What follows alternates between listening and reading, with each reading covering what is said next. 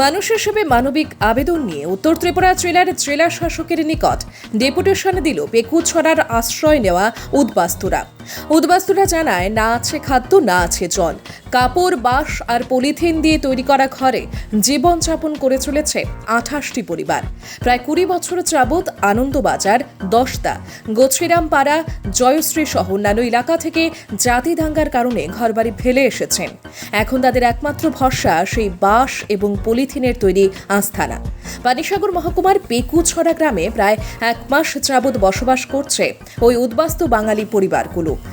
তাদের প্রতি বন দপ্তরের আক্রোশ অব্যাহত রয়েছে। কখনো পানীয় জলের ব্যবস্থা বন্ধ করে দেয়, তো কখনো তাদের ঘরবাড়ি ছিঁড়ে ফেলে পরিষ্কার করে ফেলে। এইভাবেই চলছে তাদের জীবন সংগ্রাম।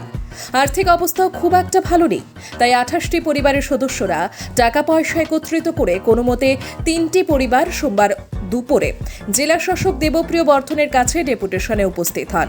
কিন্তু জেলা শাসককে না পেয়ে ডেপুটেশনের প্রতিলিপি রিসেপশনে দিয়ে যান পেকুছড়ার উদ্বাস্তুর প্রতিনিধি দলটি। তাদের দাবি, কোনোভাবেই যাতে তাদের পেকুছড়া থেকে তুলে না দেওয়া হয়।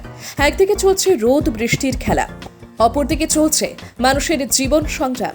এই নিয়ে প্রশাসনের তরফে 3টি নোটিশ ধরিয়ে দেওয়া হয়েছে তাদেরকে।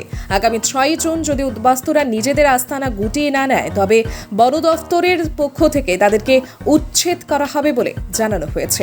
এরা ভারতীয় নাগরিক এবং ভারতের নাগরিক হিসেবে ভোটাধিকার রয়েছে। এখন দেখার বিষয় জেলা শাসক মানবিক আবেদনের সাড়া দিয়ে কি প্রকার পদক্ষেপ গ্রহণ করেন। আমরা আজকে 1 মাস থেকে পেকুছড়া গ্রামে আইছিলাম যে বসবাস করার লাগে। আমরা নিজের জায়গা জমি নাই, আমরা উদ্বাস্ত। এখানে আওয়ার পরে শুনছি 20 বছর আগে থেকে এখানে মানুষ 1-2 পরিবারে করে আইয়া বলতেছে, কোনো সমস্যা ওর না, কোনো নাই।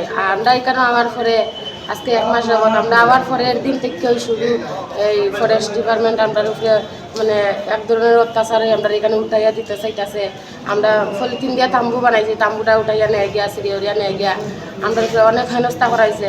পরপর 3টা নোটিশ দেওয়া হয়ে গেছে যে আমরা 6 তারিখের মধ্যে এখান থেকে উঠতে যাইতাম, নাইলে আমরা উপরে মানে চূড়ান্ত সিদ্ধান্ত কিছু করা হইব আর কি, আমরা এটা মানতে লাগবে।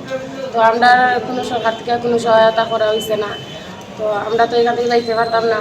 আমরা এখানে আজকে আইসলাম ডিএম সাহেবের লোকে দেখা করার লেগিয়া, আইয়া তাইলে পাইছি না। তো আমরা একটা ডেপুটেশন দিছি এই রিসেপশনও, এখন দেখা যাক। তো আমরা সব তো আইতে পারছি না, টাকা পয়সাও নাই। 28টা পরিবার আছে এখানে, 28 জনের পক্ষ থেকে আমরা 3 জন আইছি। কোনো রকম 10 টাকা 20 টাকা করে সান্তানটা তুলিয়া খুব কষ্ট করে আইছি। আমরা সরকারের কাছে একটা মানে আবেদন রাখি আর কিছু, কারণ আমরা থাকতাম, আমরা আর কোনো যাইতে পারতাম এখানে।